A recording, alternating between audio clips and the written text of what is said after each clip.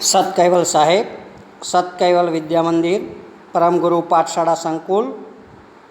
હું પટેલ હરીશભાઈ બી, ધોરણ 11, વિષય અર્થશાસ્ત્ર, યુનિટ નંબર 7, ભારતીય અર્થતંત્ર. તો આ ટૉપિકની અંદર પ્રાચીન ભારત, એમાં રોજગારીનું માળખું, ખેતી, ઉદ્યોગ, સેવા, રાષ્ટ્રીય આવક, સ્વતંત્રતા પહેલાં ભારતનું અર્થતંત્ર, એમાં રેલવે, માર્ગ પરિવહન, બેન્કો, સામાજિક માળખું, ખેતી, મહેસૂલના દર, કરવેરાના ઊંચા દરો, જકાત વિવિધ દરો, ઉદ્યોગ નીતિ, આર્થિક શોષણ, હસ્તકલા કારીગરોનું શોષણ, મૂડીરોકાણ પ્રવાહ અને વિવિધ ભારણનો બોજો. આટલા મુદ્દા આપણે આની અંદર જોઈશું. ત્યાર પછી સ્વતંત્રતા પછીનું ભારતીય અર્થતંત્ર અને વિકાસમાન ભારતીય અર્થતંત્રના લક્ષણો એ આપણે બીજા વિડીયોની અંદર જોઈશું. તો પહેલાં આપણે જોઈએ કે ભારત વિશ્વમાં સાંસ્કૃતિક ભવ્યતા ધરાવતો દેશ છે. એની વિશિષ્ટ લાક્ષણિકતાઓ ધરાવે છે. વિશ્વની સૌથી મોટી લોકશાહી શાસન વ્યવસ્થા ધરાવે છે, જેમાં વિવિધ જાતિ, ધર્મ, ભાષાઓ, સંસ્કૃતિ સાથે વિવિધતામાં એકતાના દર્શન થતા જોવા મળે છે. ભારત દેશનું નામ આપણે જોઈએ તો મહાભારત પુરાણના આદિ પર્વમાં થયેલા ઉલ્લેખ પ્રમાણે રાજા દુષ્યંત અને રાણી શકુંતલાના પુત્ર રાજા ભરતના નામ પરથી રાખવામાં આવ્યું છે. તો ભારત દેશ ખેતી, ઉદ્યોગ અને વેપાર ક્ષેત્રે સક્ષમ હોવાને કારણે ધનવાન દેશ હતો, જેથી ભારત દેશ ભૂતકાળમાં સોને કી ચિડિયાના નામે ઓળખાતો હતો. ભારતની સમૃદ્ધિથી આકર્ષાઈ ભારતમાં ઘણા બધા આક્રમણો થયા, ઘણી ધન સંપત્તિ લૂંટી અને ધીમે ધીમે ભારત પર સત્તા પણ હાંસલ કરી. 1526થી 1858 એટલે કે 16મી સદીની શરૂઆતથી 19મી સદીના અંત સુધી મુગલ સામ્રાજ્યનું શાસન પૂર્ણ અથવા તો આંશિકપણે ભારત દેશ પર રહ્યું. ત્યાર પછી ભારતમાં વેપાર અર્થે આવેલ ફ્રેન્ચ, પોર્ટુગીઝ, ડચ અને અંગ્રેજીઓ જેવા વિદેશી પૈકી અંગ્રેજોએ 1757થી 1947 સુધી લગભગ 200 વર્ષ સુધી ભારતમાં પોતાનું આધિપત્ય જમાવ્યું. એમાં 1758થી 1858 સુધીનો સમયગાળો એ ઈસ્ટ ઇન્ડિયા કંપનીનો સમયગાળો હતો. ત્યાર પછી 1858થી 1947 સુધી બ્રિટિશ શાસનના સમયગાળા તરીકે ઓળખાય છે. અને આ રીતે અંગ્રેજોએ ભારત દેશ પર 18મી સદીના મધ્યથી 20મી સદીના મધ્ય સુધી લગભગ 200 વર્ષ પોતાનું સામ્રાજ્ય આંશિક અથવા તો પૂર્ણપણે ચલાવ્યું. અને અંતે 15મી ઓગસ્ટ 1947ના રોજ ભારત સ્વતંત્ર દેશ તરીકે પ્રસ્થાપિત થયો. તો આ એનો એક ઐતિહાસિક જે માળખું છે, જે ઇતિહાસ છે, એ ઇતિહાસ આપણે અહીંયા જોઈ શકીએ છીએ. હવે પ્રાચીન ભારતની વાત આપણે કરીએ તો પ્રાચીન ભારત કેવું હતું એના પરથી આપણને ખ્યાલ આવશે કે આપણે કેટલા સમૃદ્ધ અને વિકાસશીલ હતા. તો પ્રાચીન ભારત એટલે હિન્દુસ્તાન. તે સમયે દેશના બે ભાગલા પડેલા ન હતા. અફઘાનિસ્તાન સુધી, છેક કાબુલ સુધી હિન્દુસ્તાન ગણાતું હતું અને નીચે છેક શ્રીલંકા સુધી એ હિન્દુસ્તાનનો એક ભાગ હતો. એમાં તિબેટ ને બધા જ પ્રદેશો એ હિન્દુસ્તાનના એક ભાગ તરીકે હતા. એટલે પ્રાચીન ભારત એટલે આખું હિન્દુસ્તાન, અખંડ ભારત. હિન્દુસ્તાનમાં વિશ્વની બે મહાન પ્રાચીન સંસ્કૃતિઓ, સિંધુ ખીણની સંસ્કૃતિ અને આર્ય સંસ્કૃતિનો સમન્વય હતો. દેશ વિશ્વની સૌથી પ્રાચીન સંસ્કૃતિઓ ધરાવતો દેશો પૈકીનો દેશ છે એવું આપણને હડપ્પા અને મોહેન્જો દડોના નામના સ્થળેથી મળી આવેલા સંસ્કૃતિના અવશેષો પરથી સાબિત થાય છે. તો પ્રાચીન ભારતની આર્થિક સમૃદ્ધિ વિશ્વના દેશોને આંખો આજી દે તેવી હતી અને એના કારણે વિશ્વમાં ભારત પ્રાચીન સમયથી ખેતીની વિવિધતા અને આધુનિકતા ધરાવતો દેશ હતો. ભારતના ખેડૂતો સાહસિક અને સમૃદ્ધ હતા. જ્યારે ભારતનો ઉદ્યોગ પણ કોઈ દૃષ્ટિકોણથી નીચો ન હતો. એક સમયે ભારતના ઉદ્યોગોનો વિશ્વમાં ડંકો વાગતો હતો. ભારત કાપડ ઉદ્યોગ, શણ ઉદ્યોગ, કોલસા ઉદ્યોગ, ગળી ઉદ્યોગ, ચા ઉદ્યોગ, કોફી ઉદ્યોગ, રબર ઉદ્યોગ એમ વિવિધ ઔદ્યોગિક ક્ષેત્રે વિકસિત હતું. એમાં સુતરાઉ કાપડના ઉત્પાદન અને નિકાસ ક્ષેત્રે અગ્રેસર હતું. જ્યારે ત્રીજા પક્ષે ભારતનો વેપાર વિશ્વ પ્રસિદ્ધ હતો. પ્રાચીન સમયમાં વિદેશ જવા માટે ખૂબ અગવડતાઓ હોવા છતાં ભારતીય વેપારીઓ જળ માર્ગે વિશ્વના દેશોમાં ભારતના મરી મસાલા, તજ તેજાના, સુતરાઉ કાપડ, મલમલ કાપડ અને ગરમ કાપડનું વેચાણ કરતા અને અઢળક નાણાંનું સર્જન કરતા હતા. એટલે સરવાળે આપણે કહી શકીએ કે ભારત ખેતી, ઉદ્યોગ, વ્યાપાર ક્ષેત્રે વિકસિત હતો, જે આર્થિક સંપન્નતાનું પ્રતીક હતું. હવે જુદા જુદા મુદ્દાની અંદર આપણે જોઈએ કે ભારત પ્રાચીન સમયે કેવું હતું. તો રોજગારીનું માળખું આપણે જોઈએ તો ભારત પ્રાચીન સમયથી ખેતી પ્રધાન દેશ હતો. એમ છતાં ભારત ખેતી ઉપરાંત ઉદ્યોગોની દૃષ્ટિએ પણ સમૃદ્ધ હતો. મોટાભાગની વસ્તી ખેતી પર નભતી હતી. એટલે દેશ મુખ્યત્વે ગ્રામ્ય અર્થતંત્ર પર આધારિત હતો. એટલે મોટાભાગની રોજગારી છે એ સમયે ખેતી ક્ષેત્રમાંથી પ્રાપ્ત થતી હતી. ખેતીની વાત કરીએ તો ભારતની ખેતી ખૂબ જ વૈવિધ્યપૂર્ણ અને સમૃદ્ધ હતી.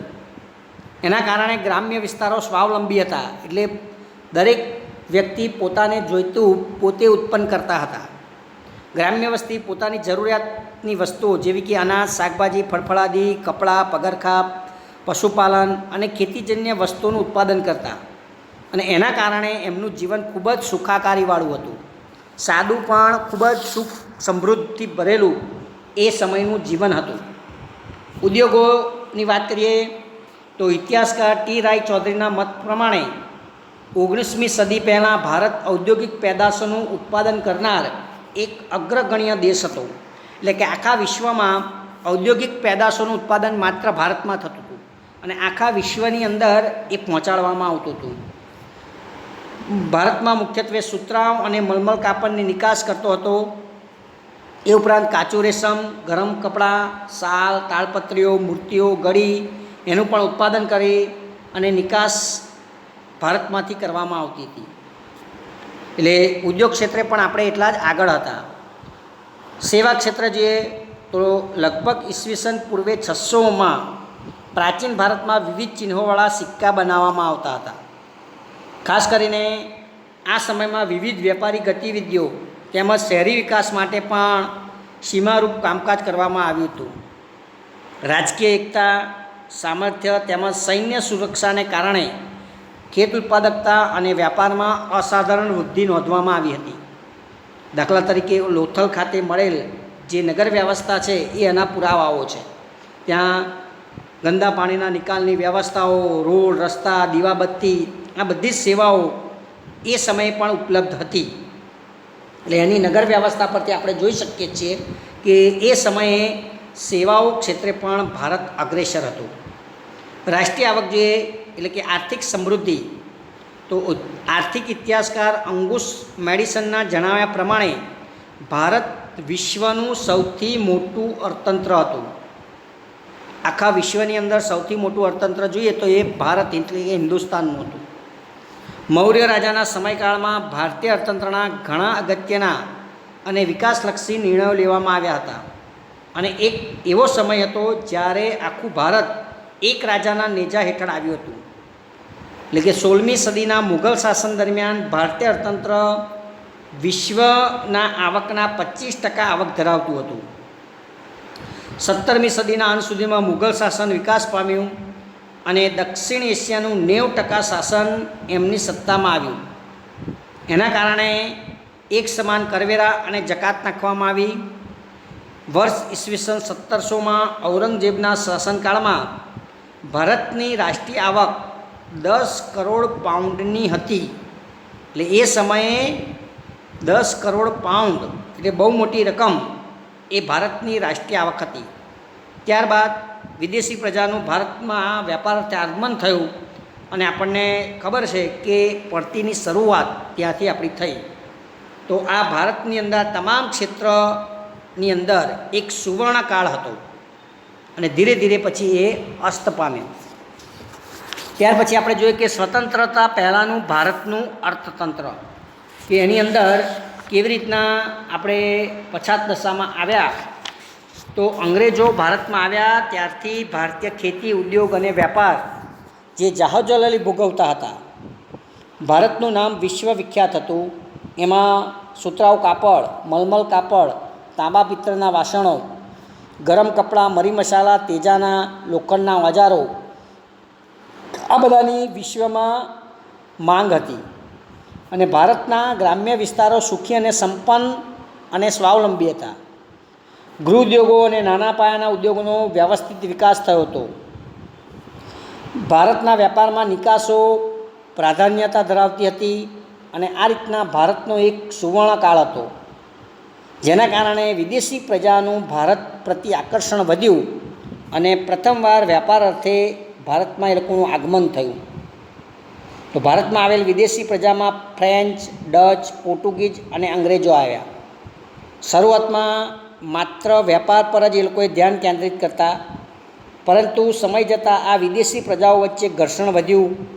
એના કારણે પોતાની તાકાતનું પ્રદર્શન કરવા સૈન્યનો ઉપયોગ થવા લાગ્યો, જે પૈકી અંગ્રેજ સૈન્ય વધુ શિસ્તના આગ્રહી હોવાથી એમણે ઇંગ્લેન્ડનો રાજકીય સાથ મળતા ધીરે ધીરે ભારતમાં સત્તા હાંસલ કરવા તરફ પ્રયાણ કર્યું. અને આ રીતના 1757થી 1947 સુધી ભારતને અંગ્રેજ એટલે બ્રિટિશ શાસનના ભોગ બનવું પડ્યું. હવે બ્રિટિશ શાસન દરમિયાન આપણે જોઈએ તો ભારતને ઓછા પ્રમાણમાં સારા પરિણામો અને વધુ પ્રમાણમાં ખરાબ પરિણામોનો સામનો કરવો પડ્યો. તો જુદા જુદા ક્ષેત્રોની અંદર આપણી સ્થિતિ શું હતી, કે પ્રાચીન સમય કરતાં અંગ્રેજી શાસનકાળ દરમિયાન ભારતની પરિસ્થિતિ શું હતી એ આપણે જોઈએ તો રેલવે. તો બ્રિટિશ શાસન દરમિયાન ભારતને મળેલ રેલવેનો લાભ આપનારી વ્યવસ્થા બની. એટલે ભારતના વાહન વ્યવહારને ઝડપી અને સુદૃઢ બનાવવા રેલવેએ ખૂબ સારો ભાગ ભજવ્યો. રેલવેની જે શરૂઆત છે 16મી એપ્રિલ 1853ના રોજ બોરીબંદર એટલે કે આજનું મુંબઈ CSTથી થાણેના પ્રથમ રૂટ દ્વારા થઈ. અને ભારત આઝાદ થયું 1947 સુધીમાં 53,000 કિલોમીટર લાંબી લંબાઈ ધરાવતી રેલવે હતી અને 68 લાખ પ્રવાસીઓને લાભ આપનારી ખાનગી સંસ્થા હતી. શરૂઆતમાં રેલવે એ અંગ્રેજો દ્વારા સ્થાપેલી એક ખાનગી કંપની હતી. ત્યાર પછી આઝાદી પછી એ ભારત સરકારની બની. માર્ગ પરિવહન જોઈએ તો અંગ્રેજી શાસન દરમિયાન 1855માં જાહેર બાંધકામ ખાતાની એટલે કે PWDની રચના કરવામાં આવી. પબ્લિક વર્ક ડિપાર્ટમેન્ટની PWD જાહેર બાંધકામ ખાતું. અને ભારતમાં રોડ રસ્તા બાંધકામની જવાબદારી બ્રિટિશ શાસને ઉપાડી હતી. 19મી સદીના અંત સુધીમાં 2,78,420 કિલોમીટર રસ્તા હતા. એ વધીને 1943 સુધીમાં 4,44,105 કિલોમીટર થયા, જે પૈકી 32% પાકા રસ્તા અને 68% કાચા રસ્તા હતા. એટલે માર્ગ પરિવહનનો પણ વિકાસ થયો. બેન્કોની વાત કરીએ તો 1770માં ખાનગી ક્ષેત્રની બેંકની શરૂઆત થઈ, જે 1946 સુધીમાં 700થી વધુ સંખ્યામાં વિકસી. 1935માં ભારતીય રિઝર્વ બેંક ઓફ ઇન્ડિયા RBIની રચના થઈ. એ એક નોંધનીય બાબત કહેવાય. અને ત્યાર પછી બધી બેન્કોનું જે રાષ્ટ્રીયકરણ કરવામાં આવ્યું અને બધી જ બેન્કો ભારત સરકારના નેજા હેઠળ આવી ગઈ અને રિઝર્વ બેંકના નિયમો પ્રમાણે કામ કરતી થઈ. તો આ રીતના બેન્કોનો પણ સારો એવો વિકાસ થયો. સામાજિક માળખાની અંદર જોઈએ તો અંગ્રેજી શાસન દરમિયાન ગણનાપાત્ર કાર્યોમાં બાળકીને દૂધપૂતી કરવાનો રિવાજ નાબૂદ કરવામાં આવ્યો. પીઢારાઓનો નાશ કરવામાં આવ્યો, એટલે કે જે લૂંટારાઓ હતા એનો નાશ કરવામાં આવ્યો. સતી પ્રથાનો રિવાજ રોકવામાં આવ્યો અને ભારતીયોએ આપેલા સાથ સહકાર એ ગણનાપાત્ર ગણવામાં આવે છે. એટલે અંગ્રેજી શાસન દરમિયાન એક સારું કામ થયું કે સમાજના માળખામાં પરિવર્તન આવ્યું. એટલે આપણને રેલવે, માર્ગ વ્યવહાર, બેન્કો કે સામાજિક માળખામાં ફાયદો થયો. પણ ત્યાર પછી આપણે જોઈએ તો આપણી પડતી છે બધામાં, જેમ કે ખેતી. તો અંગ્રેજી શાસન દરમિયાન ભારતીય ખેડૂતો પાસે ઊંચા દરે લેવાતું જમીન મહેસૂલ, જમીનદારોની પ્રથાને પ્રોત્સાહન, ખેડ હકની સુરક્ષા અને સલામતી ન આપવી અને એના દ્વારા ખેડૂતોનું ભારે શોષણ થયું. એટલે ભારતીય ખેડૂતો ગરીબ બન્યા, કેટલાક ખેતમજૂરો બન્યા. આ ઉપરાંત ખેતીનો પોતાના સ્વાર્થ માટે ઉપયોગ શરૂ કરાવ્યો. એના લીધે ખેડૂતોને ખૂબ નુકસાન થયું. અંતે બ્રિટિશ શાસનને કારણે ખેતી અને ખેડૂતો પાયમાલ થયા. એ ઉપરાંત બ્રિટનની ઔદ્યોગિક ક્રાંતિ બાદ કાપડ ઉદ્યોગોમાં ગળીની જરૂરિયાત વધારો થયો. એટલે બ્રિટિશ સરકારે ગળીનું ઉત્પાદન અને નિકાસો વધે એવા પ્રયત્ન કર્યા, પરંતુ ગળીનું ઉત્પાદન કરનાર ખેડૂતોને વાવેતર માટે ધિરાણ અપાતું નહોતું અને જો પાક નિષ્ફળ જાય તો ધિરાણની ભરપાઈ ન કરી શકવાથી ખેડૂતો દેવાદાર બન્યા અને આ રીતના ખેડૂતો હાલ છે એ બેહાલ થયા. જે ખેતી સમૃદ્ધ હતી એ પડતી થઈ ગઈ. એટલે આ રીતના ખેતી ક્ષેત્રે આપણે જોઈએ તો આપણી પડતી થઈ. ત્યાર પછી મહેસૂલના દરો, તો ઈસ્ટ ઇન્ડિયા કંપનીએ વિભિન્ન રાજાઓ પાસેથી મહેસૂલ ઉઘરાવવાની સત્તા મેળવી અને ભારતના જમીન માલિકો પાસેથી ઊંચા દરે મહેસૂલ ઉઘરાવવાનો પરવાનો મેળવ્યો. જે જમીનદારો પાસે હતો એ ઇન્ડિયા કંપનીએ લઈ લીધો. બ્રિટિશ સરકાર દ્વારા ખેડૂતોની ખેતીની આવકનો અડધો ભાગ ઊંચા દરે મહેસૂલ ઉઘરાવવાની નીતિ ઘડવામાં આવી. આ ઉપરાંત મહેસૂલ ઉઘરાવવામાં બ્રિટિશ સરકાર જુલ્મી હતી. ખેડૂતોને દંડ કરતી, મિલકત જપ્ત કરતી અથવા ખેડાણ હેતુ આપેલ જમીન પાછી લઈ લેતી અને આવા મનસ્વી નિર્ણયથી ભારતીય ખેતીને પારાવાર નુકસાન થયું. એટલે આ પણ બીજું પડતીનું કારણ બન્યું. કરવેરાના ઊંચા દરો હતા. બ્રિટિશ શાસન દરમિયાન કરવેરાની આવક અંગે દાદાભાઈ નવરોજીની ગણતરી પ્રમાણે 1876માં ઊંચી આવકવાળા બ્રિટનમાં કરવેરા દ્વારા રાષ્ટ્રીય આવકના 8% જેટલો હિસ્સો આપતા હતા, જ્યારે બ્રિટિશ સરકાર ભારતમાં નીચી આવકવાળા પાસે 15% જેટલો રાષ્ટ્રીય આવકનો હિસ્સો કરવેરા રૂપે ઉઘરાવતી હતી. દાખલા તરીકે મીઠા પરનો કરવેરો એ આપણે જાણીએ જ છીએ કે ભારતમાં મીઠું દરિયાકાંઠે અને રણ પ્રદેશમાં સરળતાથી મળતું હતું, છતાં બ્રિટિશ સરકાર ઇંગ્લેન્ડથી જહાજો દ્વારા મીઠું ભારત લાવતી અને ભારતમાં વેચતી, જ્યારે ભારતમાં પાકેલા મીઠા ઉપર ઊંચા કરવેરા લેવામાં આવતી. એટલે એક તરફ બ્રિટિશ શાસનને કરવેરાની આવક થાય અને બીજી તરફ ભારતીય મીઠું મોંઘું થાય તો ઓછું વેચાય અને બ્રિટનને લાભ થાય. એટલા માટે ગાંધીજીએ દાઢીકૂચ કરી અને સવિનય મીઠાનો સત્યાગ્રહ કર્યો હતો અને જે કરવેરો હતો એ નાબૂદ કરાવેલો. તો આવા કરવેરાના ઊંચા દરો સામાન્ય વસ્તુ પર પણ નાખવામાં આવતા. જકાતના દરો જોઈએ તો આયાત અને નિકાસ થતી વસ્તુ ઉપર કરવેરા નાખવામાં આવે છે, એને જકાત કહેવાય. તો ઈસ્ટ ઇન્ડિયા કંપનીએ મુગલ બાદશાહ પાસેથી 1716માં સનદ એટલે પરવાનગી મેળવી એ પ્રદેશ પૂરતી જકાતમાં માફી મેળવી હતી અને એનાથી વિરુદ્ધ ભારતીય વેપારીઓને વિવિધ પ્રદેશની જકાત ભરવી પડતી. જેમ કે ભારતના સુતરાઉ કાપડની નિકાસ પર 15% જેટલી જકાત હતી અને બ્રિટનથી આવતા સુતરાઉ કાપડ પર માત્ર 2.5% જકાત હતી. તો આવા જકાતના દરોમાં પણ ભેદભાવભરી નીતિ હતી. એટલે ભારતનો સુતરાઉ કાપડનો ઉદ્યોગ બરબાદ થયો અને આવી નીતિથી સમગ્ર ભારતીય ઉદ્યોગની પડતી થઈ. ઉદ્યોગ નીતિની અંદર પણ આપણે જોઈએ તો બ્રિટનમાં ઈસવીસન 1750થી 1830ના સમયગાળા દરમિયાન ઔદ્યોગિક ક્રાંતિ થઈ અને એ સમયગાળા દરમિયાન બ્રિટિશ ઈસ્ટ ઇન્ડિયા કંપનીએ ભારતમાં સત્તા સ્થાપિત કરવાની શરૂઆત કરી દીધી હતી. જ્યારે 1858 સુધીમાં દેશનો ઘણો ભાગ અંગ્રેજોના શાસન હેઠળ આવી ગયો હતો, જેથી બ્રિટિશ શાસન હેઠળના ભારતીય વિસ્તારોમાં બ્રિટિશ સરકારે બ્રિટનની ઉત્પાદિત વસ્તુઓ વધુને વધુ વેચાય એવી નીતિ અપનાવી.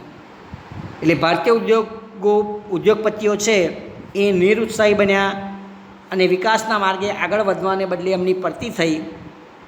એના કારણે ભારતીય ઉદ્યોગો પડી ભાગ્યા.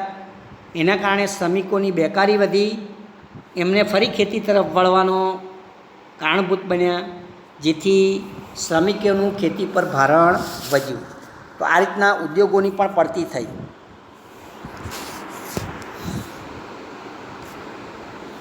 ત્યાર પછી આર્થિક શોષણ.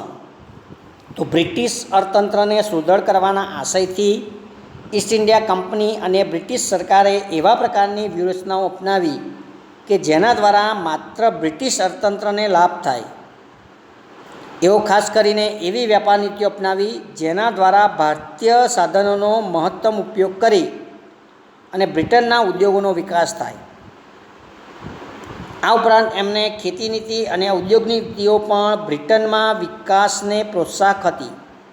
જેમ કે ભારતના ભોગે બ્રિટિશ ઉદ્યોગોને જરૂરી કાચો માલ મળી રહે એ હેતુથી ભારતીય ખેતીનું વ્યાપારીકરણ કરવામાં આવ્યું, જેથી બ્રિટિશ અર્થતંત્રને અનુકૂળ વસ્તુઓ અને સેવાઓ મળી રહે. તો આ રીતે આપણું આર્થિક શોષણ કર્યું. હસ્તકલા કારીગરોનું પણ શોષણ થયું. તો વિવિધ હસ્તકલા વસ્તુઓના વેચાણ દ્વારા ઈસ્ટ ઇન્ડિયા કંપની ભારે આવક ઊભી કરવા ઈચ્છતી હતી, જેથી એણે આંતરિક વેપારમાં ઇજારાનો લાભ લઈ હસ્તકલાના કારીગરો પાસેથી બજાર કિંમત કરતાં 15%થી 40% ઓછી કિંમતે વસ્તુ ખરીદી લેતા. અને જો કારીગરો વસ્તુઓ નીચા ભાવે આપવાની આનાકાની કરતા તો એમને અંગ્રેજો દ્વારા શારીરિક જુલ્મ કરવામાં આવતો. એમના આંગળા કાપી નાખવામાં આવે, આંખો ફોડી નાખવામાં આવે, હાથ પગ કાપી લેવામાં આવે. આવા બધા શારીરિક જુલ્મ થતા અને ન છૂટકે એ લોકોએ નીચા ભાવે વસ્તુ આપી દેવી પડતી. તો આ રીતના હસ્તકલા કારીગરોનું શોષણ થયું અને એની પણ પડતી થઈ. મૂડીનો પ્રવાહ આપણે જોઈએ તો બ્રિટિશ શાસન દ્વારા ભારતની અને બ્રિટનની જે મૂડીનું રોકાણ કરવામાં આવ્યું એની દિશા બ્રિટન તરફથી અને ભારત વિરોધી રાખવામાં આવી. એટલે કે આ મૂડીરોકાણથી ભારત પર અંગ્રેજોનું સામ્રાજ્ય કાયમ રહે અને બ્રિટિશ અર્થતંત્રને એનો સઘળો લાભ મળે એવું પ્રયોજન કરવામાં આવ્યું. દાખલા તરીકે રસ્તા અને રેલવે પાછળ જે એમને જંગી મૂડીરોકાણ કર્યું એ એમના ફાયદા માટે કર્યું હતું. કે આ મૂડીરોકાણ પાછળનો મુખ્ય હેતુ એ હતો કે બ્રિટનમાંથી કાચા માલની આયાત થાય અને ભારતમાં તૈયાર વસ્તુની નિકાસને અને લશ્કરી હેરફેરને અનુકૂળતા રહે એવા રસ્તા અને રેલવે રૂટ તૈયાર કરવામાં આવ્યા હતા. એ ઉપરાંત રેલવે માટેના ઉચ્ચ જે તજજ્ઞો અને અધિકારીઓ બ્રિટનથી ઊંચા દરે ભારતમાં લાવવામાં આવતા. એટલે એમના પગાર ભથ્થા બધું ભારતના માથે રહેતું. બ્રિટિશ શાસને શિક્ષણ પાછળ જે મૂડીરોકાણ કર્યું એ પણ બ્રિટિશ સરકારને અનુકૂળ એવા કારકુનો મળી રહે એવું શિક્ષણ આપતું મૂડીરોકાણ ખર્ચ કરવામાં આવ્યું. અને આ તમામ મૂડીરોકાણ ખર્ચને ઊંચા વ્યાજના દરે બ્રિટનમાંથી મૂડી લાવવી અને એ બધો બોજ ભારતને માથે નાખવામાં આવ્યો. એટલે મૂડીરોકાણનો જે પ્રવાહ છે ભારત તરફ આવ્યો, પણ જે વળતર છે એ બધું બ્રિટન તરફ જવા લાગ્યું. તો આ રીતના આ પણ મૂડીરોકાણનો પ્રવાહ ઊંધી દિશામાં વાળવામાં આવેલો હતો. ત્યાર પછી વિવિધ ભારણોનો બોજ. તો ભારતે બ્રિટિશ હુકુમત વહીવટનો ચાર્જ પણ ચૂકવવો પડતો. એટલે ભારત ઉપર બ્રિટિશ જે હુકુમત કરે અને વહીવટી ચાર્જ છે એ પણ ભારતે ચૂકવવાનો, જેને આપણે હોમ ચાર્જીસ એટલે કે ભરણા તરીકે ઓળખવામાં આવતો હતો. ઘણીવાર પ્રશ્ન પૂછાય હોમ ચાર્જીસ એટલે શું? તો ભારતે જે બ્રિટિશ હુકુમત વહીવટનો જે ચાર્જ ચૂકવવો પડતો એને હોમ ચાર્જીસ કહેવામાં આવે. તો ભારતે બ્રિટિશરોને આવી કેટલીક ચૂકવણીઓ પડતી. જેમ કે બ્રિટિશ અધિકારીઓના પગારો, એમના પેન્શન, એમના ભથ્થા, લશ્કરનું ખર્ચ, દેવા પર વ્યાજની ચૂકવણી, આ બધાનો સમાવેશ હોમ ચાર્જીસમાં થતો. અને એના આધારે બનતું બજેટ એ બ્રિટનમાં રજૂ થતું. ઈસવીસન 1924-25ના વર્ષમાં જોઈએ તો 300 લાખ પાઉન્ડ જેવી જંગી રકમ આપણે ચૂકવવી પડી હતી, જે 1945માં 1350 લાખ પાઉન્ડ થવા પામી હતી. એટલે આવી રીતના આવી વિશિષ્ટ ચૂકવણીના આધારે ભારત ગરીબ અને ભારતના ભોગે બ્રિટન ધનવાન બનતું રહ્યું. તો આવા વિવિધ ભરણાઓનો બોજ એ પણ ભારતે ચૂકવવો પડતો હતો. અંતે 15મી ઓગસ્ટ 1947ના રોજ અંગ્રેજો જ્યારે ભારત છોડીને ગયા ત્યારે ભારતના ખેતી, ઉદ્યોગ અને વેપાર વગેરેની ભારે કંગાળ સ્થિતિ થવા પામી હતી. એટલે આપણા દેશને સાવ તળિયા ઝાટક કરી દીધેલો. લગભગ 150 વર્ષના ગાળામાં દેશની માથાદીઠ આવક ઘટવા પામી હતી અને ભારતીય અર્થતંત્ર જે ઇંગ્લેન્ડ કરતાં સમૃદ્ધ હતું, એટલે આખા વિશ્વમાં જેનો ડંકો વાગતો હતો એ બ્રિટિશ શાસનના શોષણને કારણે ઇંગ્લેન્ડની અથવા તો વિશ્વની સરખામણીએ જોઈએ તો ખૂબ જ આપણે ગરીબ બની ગયા હતા. અને ત્યાર પછીની આપણી જે દશા છે એ હજુ સુધી આપણે સુધારી શક્યા નહોતા. હવે સ્વતંત્ર પછીનું ભારતીય અર્થતંત્ર આપણે જોઈશું એટલે આપણને વિશેષ ખ્યાલ આવશે કે આપણે કેટલા આગળ પ્રાચીન સમયની અંદર કેટલા સમૃદ્ધ હતા. અને સ્વતંત્ર ભારત પહેલાં જે ભારતીય અર્થતંત્ર હતા એ આપણે જોયું જુદા જુદા મુદ્દાની અંદર, તો આપણી કેટલી પડતી થઈ એનો આપણને ખ્યાલ આવે છે. તો આપણે આ રીતના ભારતીય જે પ્રાચીન ભારત અને સ્વતંત્રતા પહેલાંનું ભારતનું અર્થતંત્ર એની તુલના આપણે જોઈ શકીએ છીએ. અસ્તુ.